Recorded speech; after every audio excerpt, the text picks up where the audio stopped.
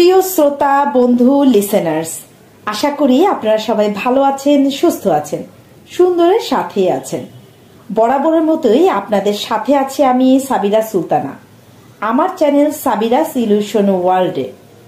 আমাদের এপিসোডগুলোতে পৃথিবীর বিভিন্ন প্রান্তে ঘটে যাওয়া জানা অজানা নানা রহস্যময় ঘটনা নিয়ে আমরা কথা বলে থাকি। আজকে যে ঘটনাটি আপনাদের সাথে শেয়ার করতে যাচ্ছি সেটি উইনচেস্টার মিস্ট্রি হাউস নামে পরিচিত। এটি একটি ভিক্টোরিয়ান আদলে তৈরি বাড়ি এবং একটি অভিশপ্ত ভুতুড়ে বাড়ি নামেও পরিচিত। প্রিয় লিসেনার্স, একটি ভিক্টোরিয়ান আদলে বাড়ি তৈরি করতে কতদিন সময় লাগতে পারে? আপনাদের কি ধারণা? 5 বছর, 10 বছর বা সর্বোচ্চ 15 বছর? কিন্তু আপনারা শুনলে অবাক হবেন, এই বাড়িটি তৈরি করতে 38 বছরেরও বেশি সময় লেগেছিল। কি ছিল তার পিছনে রহস্য? আসুন আজকের এপিসোডে আমরা সেটাই জানব। ভিক্টোরিয়ান মডেলে তৈরি এই বাড়ির মালিক ছিলেন উইনচেস্টার। উনি উইনচেস্টার রাইফেল নামক একটি বন্দুক তৈরি করেন এবং সেটি দিয়ে শত শত মানুষ হত্যা করেন। পরবর্তীতে তার মৃত্যুর পর এই বন্দুকের মালিক হন অলিভার উইনচেস্টার, অর্থাৎ তার ছেলে। কিন্তু তার ছেলে এই বিশাল সম্পত্তি ও অস্ত্র সামলাতে পারেননি এবং অল্প কিছুদিনের মধ্যেই অলিভার এবং তার স্ত্রী মারা যান। পরবর্তীতে তাদের সবকিছুর উত্তরাধিকারী হন তাদের একমাত্র মেয়ে সারা উইনচেস্টার। এরপর সারা এই বাড়িতে বিভিন্ন রকমের ভৌতিক ঘটনা অবলোকন করতে থাকে এবং কিছু যাজককে তাদের বাড়িতে ডেকে নিয়ে আসেন এই অলৌকিক ঘটনার কারণ জানতে।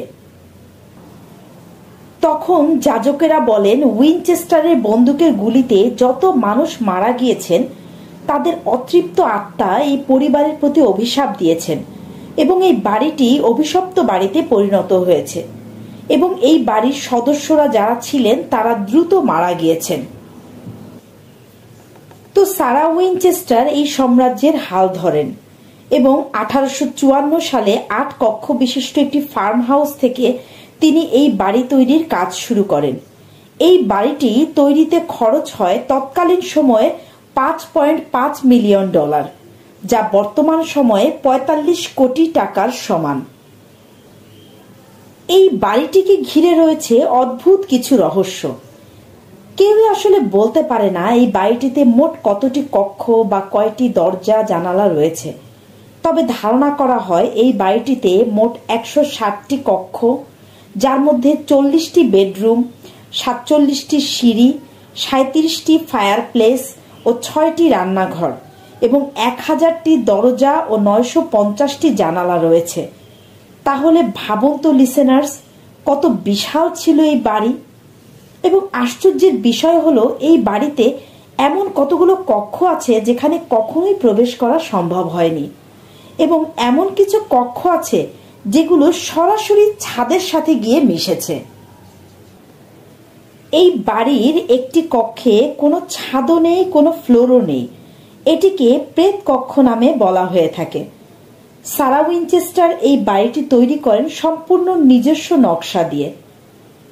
এমনকি এই বাড়িটি তৈরির জন্য তিনি বাইরের কোনো প্রকৌশলীকেও নিয়োগ দেননি এবং এই বাড়িটি তৈরির জন্য যেসব শ্রমিক ছিলেন তারা অন্যান্য জায়গার তুলনায় দ্বিগুণ পারিশ্রমিক পেতেন।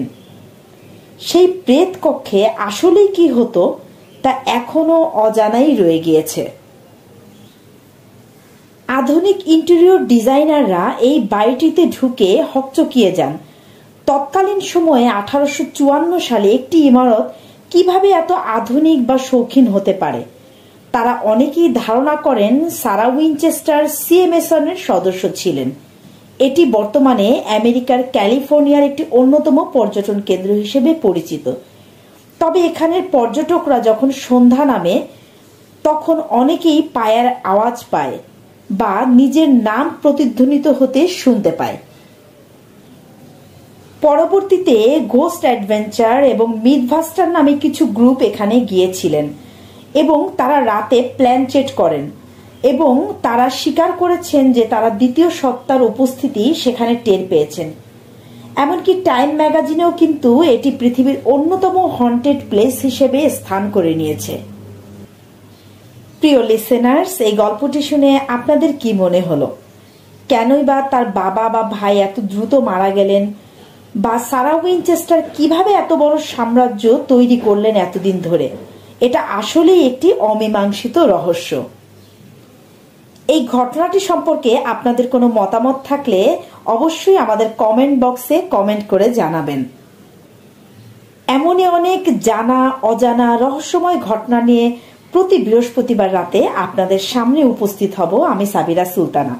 আশা করি আপনারা সবাই সাথেই থাকবেন।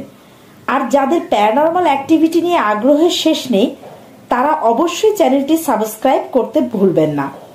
কথা হবে নেক্সট এপিসোডে নতুন কোনো রহস্যের গল্প নিয়ে। সে পর্যন্ত সবাই ভালো থাকবেন, সুস্থ থাকবেন। ধন্যবাদ সবাইকে।